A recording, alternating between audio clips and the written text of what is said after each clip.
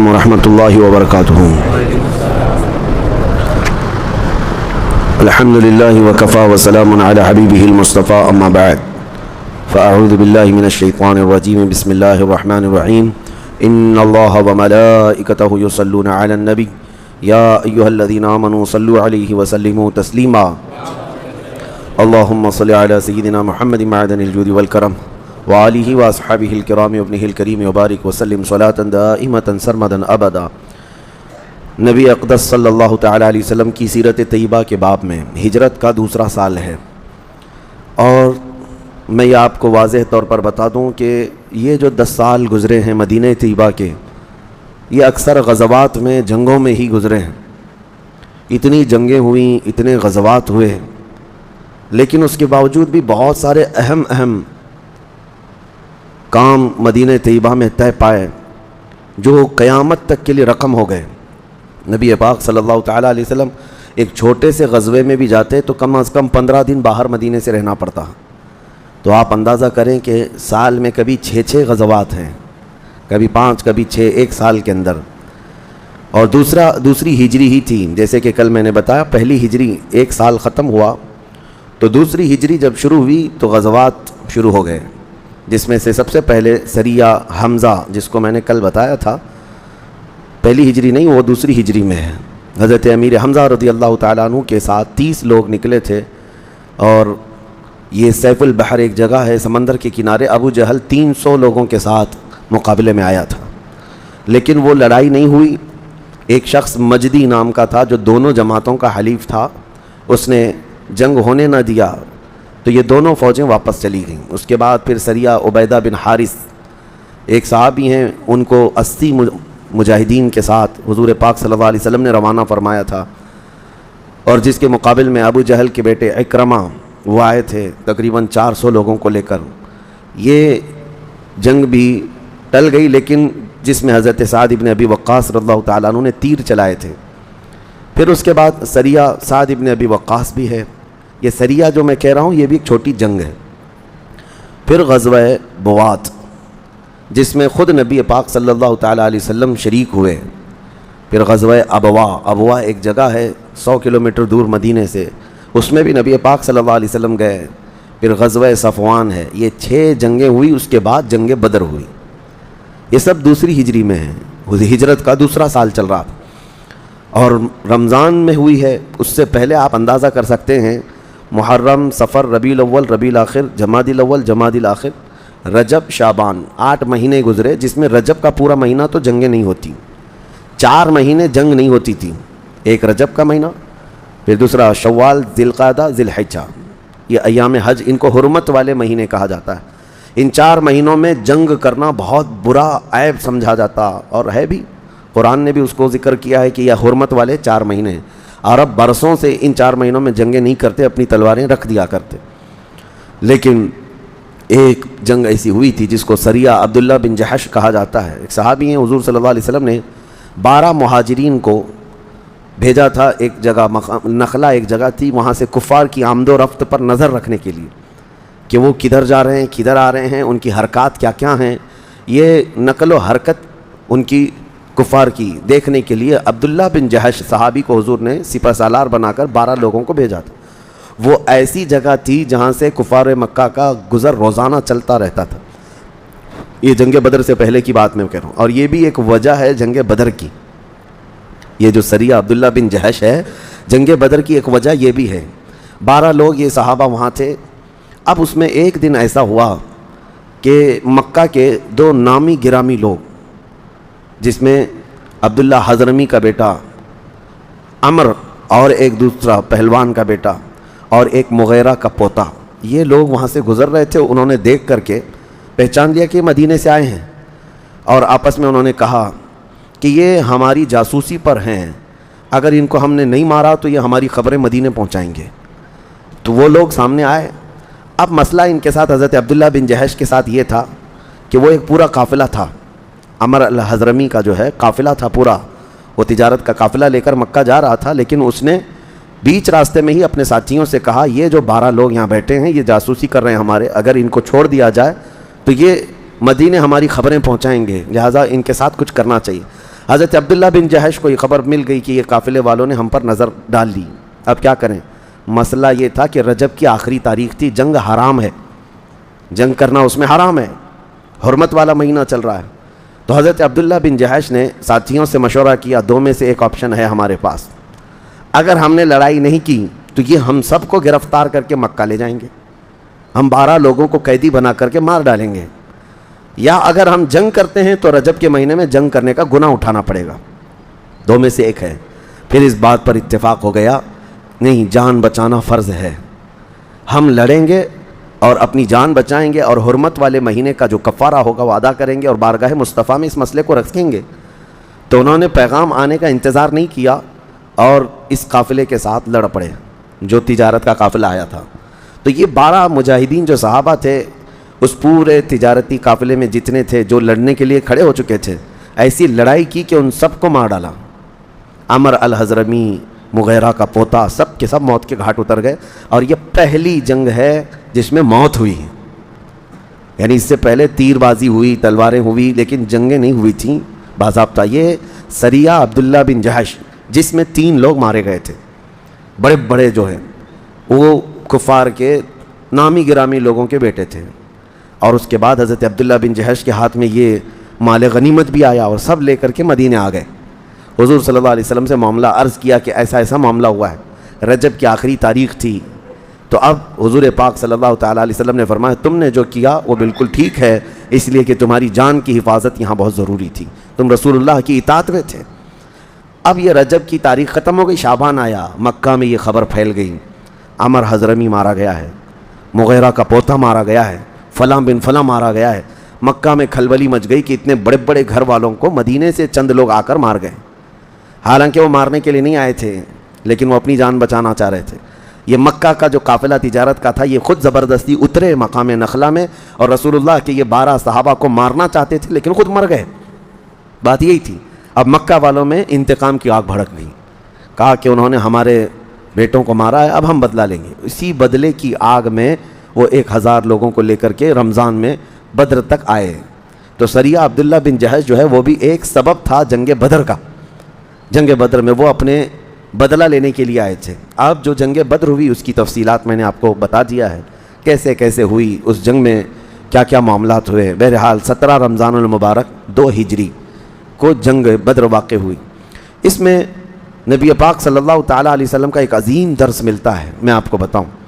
2 صحابہ جو جنگ بدر میں شریک نہیں تھے، مدینے سے آئے نہیں تھے، ایک حضرت حذیفہ اور ایک دوسرے صحابی ہیں، یہ کہیں دوسری جگہ سے آ رہے تھے بدر میں جانے کے لیے۔ بیچ راستے میں کافروں کی ایک جماعت نے ان کو پکڑ لیا، وہ بھی بڑے بڑے لوگ تھے کفار۔ یہ دونوں صحابہ کو پکڑ لیا اور کہا کہاں جا رہے ہو؟ یقیناً تم محمد صلی اللہ علیہ وسلم اور ان کے ساتھیوں کی مدد کرنے کے لیے بدر میں جا رہے ہو، جنگ میں۔ حضرت حذیفہ اور ان کے جو ساتھی تھے، ظاہر سی بات ہے جا تو وہاں رہے تھے، انہوں نے کہا ہم جا تو رہے ہیں۔ تو ان کافروں نے کہا کہ اسی شرط پر تم کو چھوڑا جا سکتا ہے کہ تم جنگ میں ان کی مدد کے لیے نہیں جاؤ گے، ورنہ ہم یہاں تمہیں مار ڈالیں گے۔ تو انہوں نے وعدہ کر لیا، حضرت حذیفہ نے وعدہ کر لیا کہ ٹھیک ہے میں وعدہ کرتا ہوں کہ وہاں بدر میں مدد کے لیے نہیں جاؤں گا۔ ان کی جان چھوڑ دی گئی۔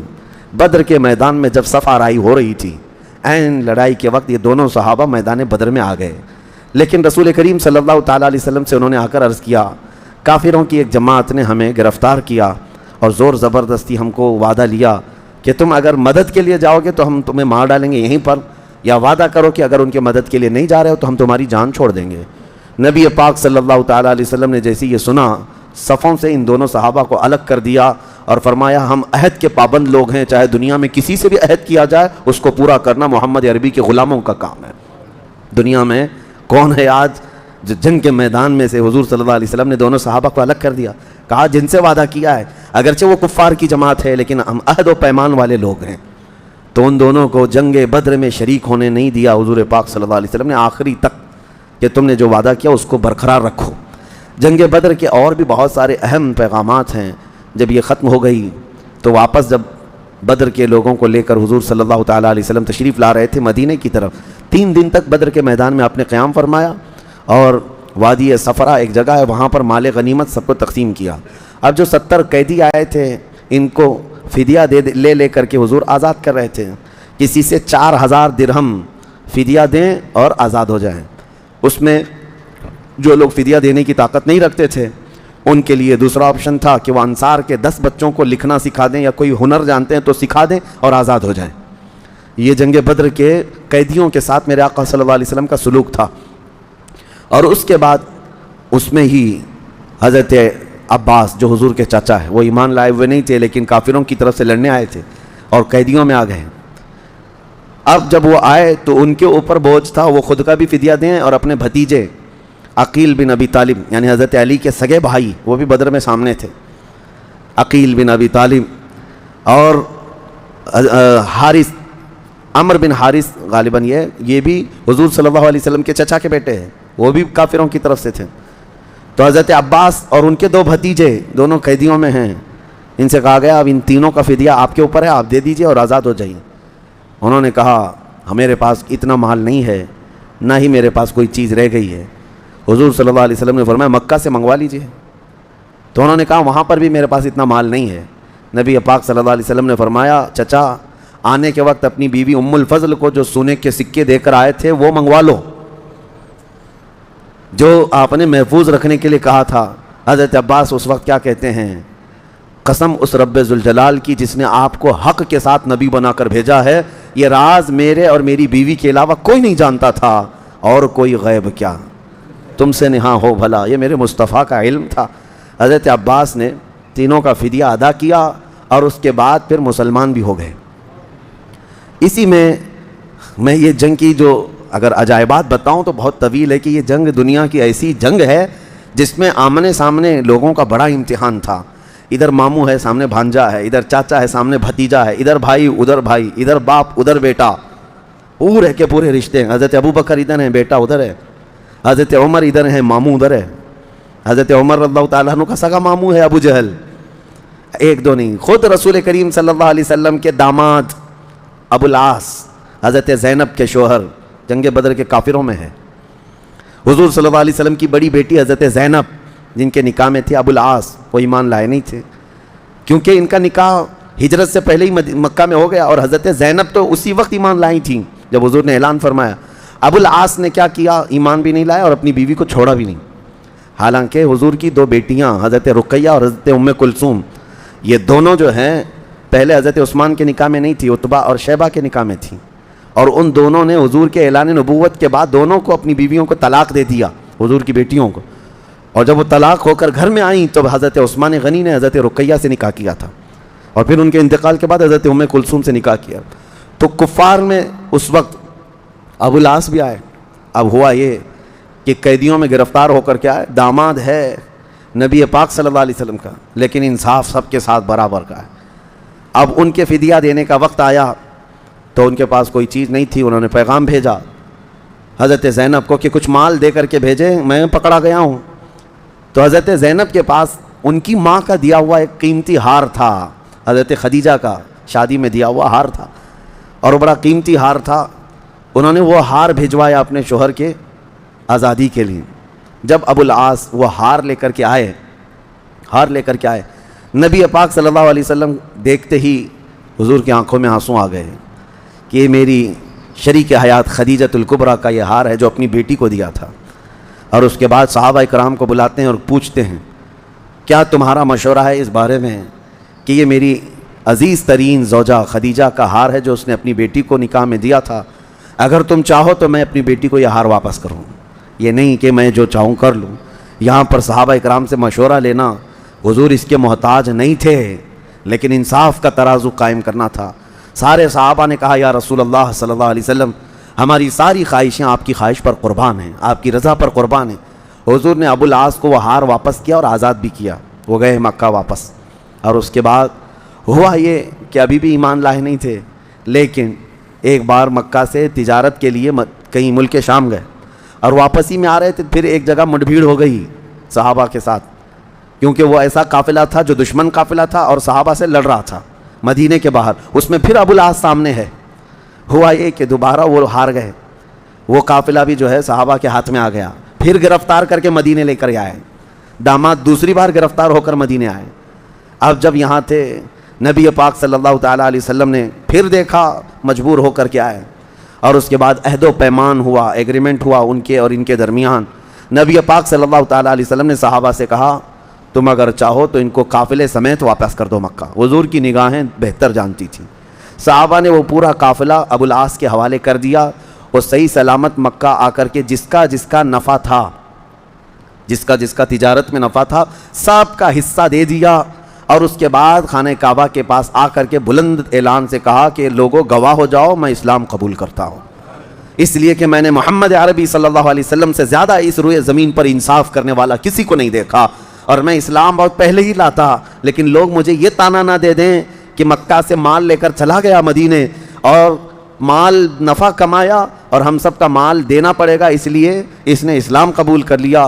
لوگ میرے اسلام پر یہ طعنہ نہ ماریں کہ میں نے نفع کے لیے، ان کے مال لوٹنے کے لیے اسلام قبول کیا، اس لیے صحیح سلامت قافلہ واپس لایا اور سب کا سامان دیا، اب میں اسلام قبول کرتا ہوں۔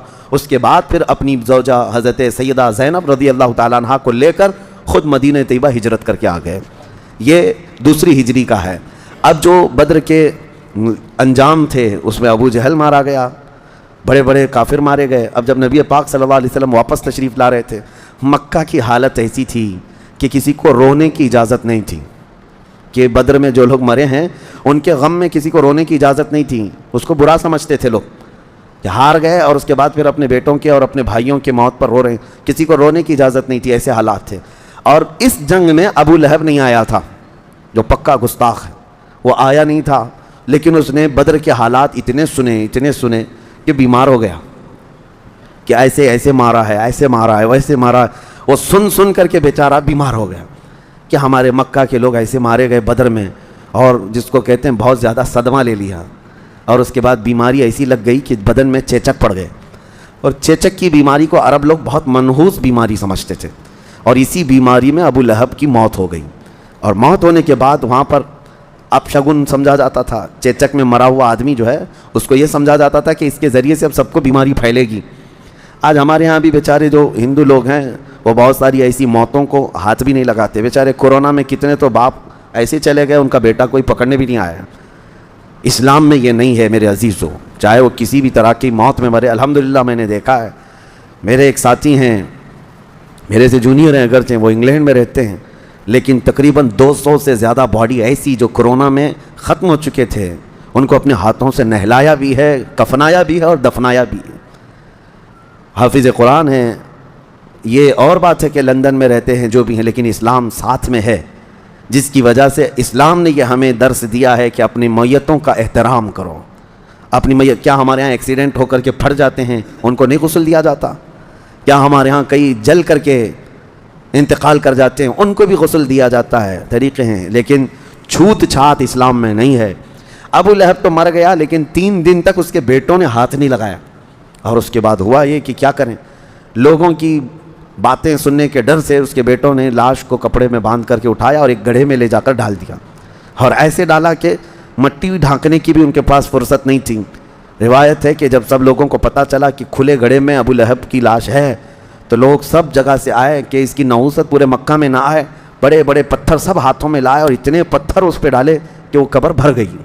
یہ انجام ہے اس گستاخ کا جس نے سب سے پہلے میرے آقا کو گالی دی تھی، تبن لک یا محمد، اے محمد تمہارے ہاتھ ٹوٹ جائیں، تمہارا ہاتھ برباد ہو، نعوذ باللہ۔ اس کی مذمت میں اللہ نے قرآن کی پوری سورہ اتاری، تبت یدا ابی لہب و تب، ابو لہب کے دونوں ہاتھ برباد ہو جائیں۔ اللہ کریم نے اس گستاخ رسول کا جواب دیا، اور آج تک ہم تلاوت کرتے ہیں۔ یہ بھی دوسری ہجری میں مرا ابو لہب مکہ میں۔ اس کے بعد جو بدر کے بعد کے جو حالات ہیں، نبی پاک صلی اللہ علیہ وسلم مدینہ جب تشریف لائے، کل میں نے سہون یہ کہا تھا حضرت فاطمہ زہرا رضی اللہ تعالیٰ عنہا کی شادی حالانکہ وہ بدر کے بعد ہوئی اور دوسری ہجری میں ہوئی، اور حضرت مولا کائنات علی مرتضیٰ رضی اللہ تعالیٰ عنہ کے ساتھ جو نکاح ہوا مسجد نبوی میں نہایت سادگی کے ساتھ نکاح ہوا۔ ایک صحابی ہیں، انہوں نے اپنا مکان تحفے میں دیا کہ رسول اللہ کی لخت جگر اور ان کے داماد یہ رہیں۔ وہ مکان کہاں دیا گیا تھا؟ حضور صلی اللہ علیہ وسلم کا جو حجرہ حضرت عائشہ کا تھا، اس حجرے سے بالکل متصل لگا ہوا حضرت فاطمہ اور حضرت علی کا حجرہ تھا، یہ وہاں بنا۔ اور آج میں بتاؤں الحمدللہ حضور پاک صلی اللہ علیہ وسلم جن جالیوں میں آرام فرما ہیں، وہ پوری جالیاں ان میں حضرت عائشہ صدیقہ کا مکان ہے اور سیدہ فاطمہ الزہرا کا مکان ہے۔ یہ دونوں مکان اس جالی کے اندر آ چکے ہیں آج جہاں روضہ رسول ہے۔ حضرت فاطمہ الزہرا کو مختصر جہیز دیا گیا تھا، آپ نے سنا ہوگا، کھجور کے چھال کا ایک گدا تھا، ایک پنچکی تھی، ایک مشکیزہ تھا اور کچھ سامان جو تھے۔ لوگوں میں یہ ایک چیز مشہور ہے کہ حضرت فاطمہ کا جہیز یہ تھا، لیکن ایک نقطہ میں یہ بتاؤں، جہیز کو اسی سے لوگ کمپیئر کر کے یہ کہتے ہیں اتنا جہیز تو رسول اللہ نے اپنی بیٹی کو دیا تھا۔ آپ کو یہ بات نہیں معلوم، یہ جہیز جو حضور نے دیا تھا وہ حضرت علی سے کہا تھا کہ یہ پیسے لاؤ اور یہ سامان خریدو، شوہر کے پیسوں سے ہی جہیز خریدوایا گیا تھا۔ ہاں یہ اور بات ہے کہ نبی پاک صلی اللہ علیہ وسلم دونوں کے سرپرست تھے، حضرت علی رضی اللہ تعالیٰ عنہ کے بھی، حضرت فاطمہ الزہرا کے بھی، تو آپ نے نکاح فرمایا اور دونوں کے لیے۔ یہ دوسری ہجری کے واقعات ہیں، اور جو اہم واقعات ہیں اس میں یہ ہے کہ اسی دوسری ہجری میں رمضان کے روزے فرض ہوئے، دوسری ہجری میں ہی زکوٰۃ فرض ہوئی، دوسری ہجری میں ہی نبی پاک صلی اللہ تعالیٰ علیہ وسلم نے بہت سارے احکامات جو اسلام کے ہیں وہ فرض قرار دیے۔ نماز تو پہلے فرض تھی، لیکن رمضان کے روزے اور زکوٰۃ یہی دوسری ہجری میں فرض کیے گئے۔ یہ دوسری ہجری کے اہم واقعات تھے، انشاءاللہ اس کے بعد آگے کی تفصیل عرض کریں گے۔ اللہ کریم جب تک زندہ رکھے، رسول اللہ کے جلووں میں زندہ رکھے، اور جب موت آئے تو میرے آقا کے قدموں میں موت عطا فرمائے۔ وآخر دعوانا ان الحمد للہ رب العالمین۔